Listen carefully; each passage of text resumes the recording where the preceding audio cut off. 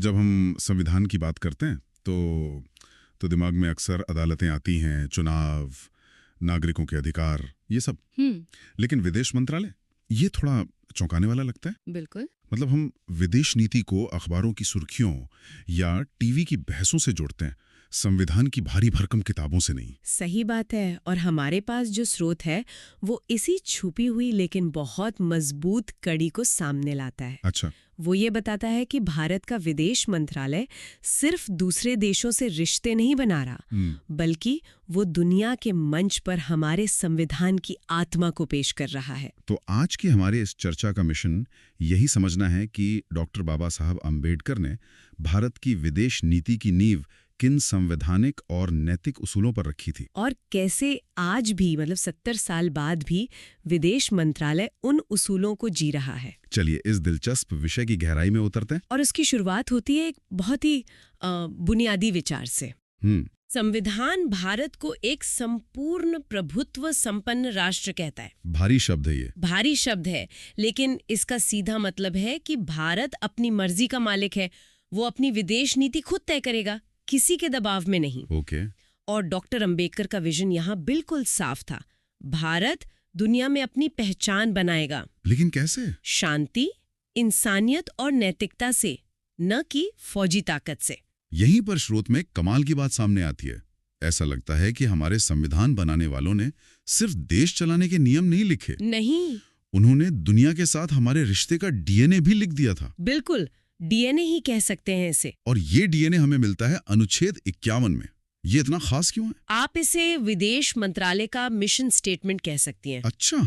जो 70 साल पहले ही तैयार हो गया था। ये सिर्फ एक अनुच्छेद नहीं है, ये भारत के लिए एक नैतिक दिशा है। इसमें 4 बड़ी बातें कही गई हैं। 4 बातें? जी। पहली, दुनिया में शांति और सुरक्षा को बढ़ावा देना। दूसरी, देशों के बीच इंसाफ और सम्मान पर आधारित रिश्ते बनाना। मतलब ये नहीं कि कौन सा देश छोटा है और कौन सा बड़ा, हाँ, बल्कि सबके साथ बराबरी का व्यवहार हो। बिल्कुल। और तीसरी बात, अगर कोई झगड़ा हो तो उसे बातचीत से, शांति से सुलझाया जाए। और चौथी, अंतर्राष्ट्रीय कानूनों और संधियों का सम्मान किया जाए। तो ये सिर्फ कुछ अच्छी बातें नहीं है। ये विदेश मंत्रालय के लिए एक तरह से टू डू लिस्ट है, जो सीधे संविधान ने ही दी है। तो ये तो हुई देशों के बीच की बात। लेकिन विदेश नीति सिर्फ सरकारों के लिए तो नहीं होती, आम लोगों का क्या? बिल्कुल, और स्रोत इसी बात पर जोर देता है।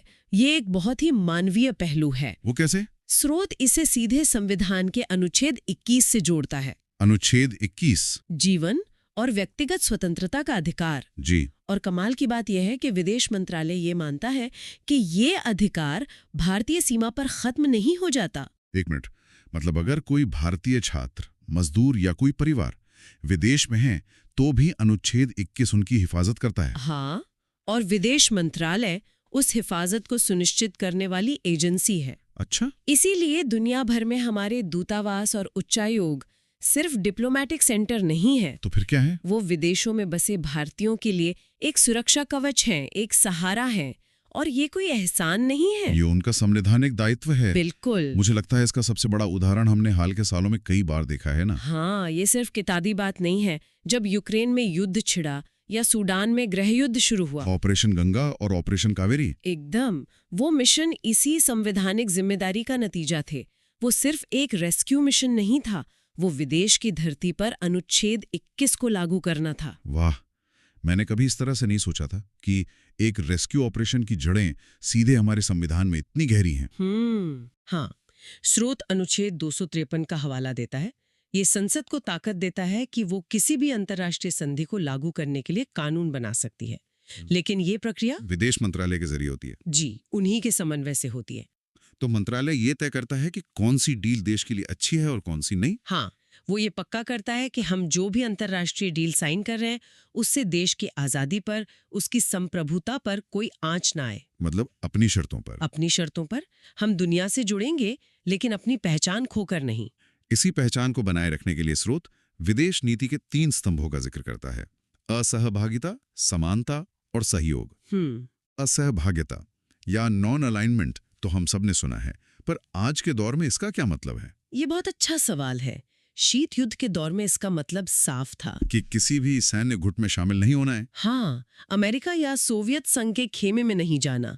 आज दुनिया बदल गई है तो इसका मतलब भी गहरा हो गया है। तो आज क्या मतलब है इसका? आज इसका मतलब है स्ट्रेटेजिक ऑटोनॉमी। स्ट्रेटेजिक ऑटोनॉमी यानी रणनीतिक स्वतंत्रता। मतलब हम हर मुद्दे पर अपना फैसला खुद लेंगे। बिल्कुल, हम सबसे दोस्ती रखेंगे लेकिन किसी के कैंप के सदस्य नहीं बनेंगे। यही हमारी स्वतंत्र आवाज की ताकत है। और दूसरा सिद्धांत है समानता। ये सुनने में तो बहुत आदर्शवादी लगता है भी। पर क्या असल में ऐसा होता है? क्या भारत वाकई अमेरिका और मान लीजिए भूटान को एक ही नजर से देखता है? नजरिए में हाँ। बेशक अमेरिका के साथ हमारे रिश्तों की गहराई और व्यापार का साइज भूटान से बहुत अलग है। सही बात है। लेकिन जब कूटनीति के मंच पर बात होती है तो सम्मान बराबर का होता है। हम किसी को छोटा या बड़ा मानकर बात नहीं करते। और तीसरा स्तंभ है सहयोग। हाँ, जो कहता है कि हम शांति और विकास के लिए सबके साथ मिलकर काम करने को तैयार है। ये तीनों सिद्धांत डॉक्टर अंबेडकर के उस विचार की बुनियाद है कि भारत के रिश्ते नैतिकता और न्याय पर आधारित होने चाहिए, शक्ति के प्रदर्शन पर नहीं। बिल्कुल। तो ये तो ही राजनीति की बात। लेकिन स्रोत में एक और बहुत दिलचस्प पहलू का जिक्र है, सॉफ्ट पावर। हाँ, ये भारत की सांस्कृतिक कूटनीति है और ये बहुत शक्तिशाली है। मतलब विदेश मंत्रालय Indian council for cultural relations यानी ICCR के जरिए यही काम करता है। ये वो ताकत है जो मिसाइलों से नहीं बल्कि दिलों को जीतकर हासिल होती है। जब दुनिया के किसी कोने में कोई योग सीखता है, बॉलीवुड का गाना गुनगुनाता है या दिवाली मनाता है तो वो अनजाने में भारत की सॉफ्ट पावर का हिस्सा बन जाता है। यानी ये संविधान की वसुधैव कुटुंबकम वाली भावना को जमीन पर उतारना है कि पूरी दुनिया एक परिवार है। एकदम सही। ये दिखाता है कि भारत का प्रभाव सिर्फ उसकी अर्थव्यवस्था या सेना से नहीं बल्कि उसकी हजारों साल पुरानी संस्कृति से है, उसके विचारों से है। और ये प्रभाव ज्यादा टिकाऊ होता है। बिल्कुल। अच्छा, ये सब तो नैतिक और सांस्कृतिक बातें हो गई। क्या विदेश मंत्रालय का देश की जेब पर भी कोई असर पड़ता है? मतलब अर्थव्यवस्था में भी कोई भूमिका है? निश्चित रूप से, और ये बहुत जरूरी भूमिका है। स्रोत इसे संविधान के अनुच्छेद 38 से जोड़ता है। अनुच्छेद 38 कल्याणकारी राज्य? जी, जो एक कल्याणकारी राज्य बनाने की बात करता है जहां लोगों को आर्थिक न्याय मिले। विदेश मंत्रालय इसी लक्ष्य को पूरा करने के लिए आर्थिक कूटनीति का इस्तेमाल करता है। वो कैसे? देखिए, देश में रोजगार और तरक्की के लिए निवेश चाहिए, है ना? फैक्ट्रियां चाहिए और अपने सामान को बेचने के लिए बाजार चाहिए। हाँ, बिल्कुल। मंत्रालय के डिप्लोमैट्स दुनिया भर में यही काम करते हैं। वो विदेशी कंपनियों को भारत में निवेश करने के लिए आकर्षित करते हैं, भारतीय कंपनियों के लिए दूसरे देशों के बाजार खुलवाते हैं। तो विदेश मंत्रालय सिर्फ राजनीतिक रिश्ते नहीं बनाता बल्कि हमारे लिए आर्थिक मौके भी तलाशता है। हाँ, ये डॉक्टर अंबेडकर के उस विचार को आगे बढ़ाता है कि राज्य का उद्देश्य केवल शासन करना नहीं बल्कि लोगों के लिए अवसर पैदा करना है। अब अगर हम इन सभी धागों को एक साथ जोड़ें तो डॉक्टर अंबेडकर की जो मूल दृष्टि थी वो क्या थी? स्रोत में उनकी कुछ बहुत शक्तिशाली बातें हैं, जैसे भारत को अपनी पहचान खुद बनानी चाहिए और भारत की शक्ति उसकी नैतिकता में है, ना कि उसके हथियारों में। यही पूरी चर्चा का सार है।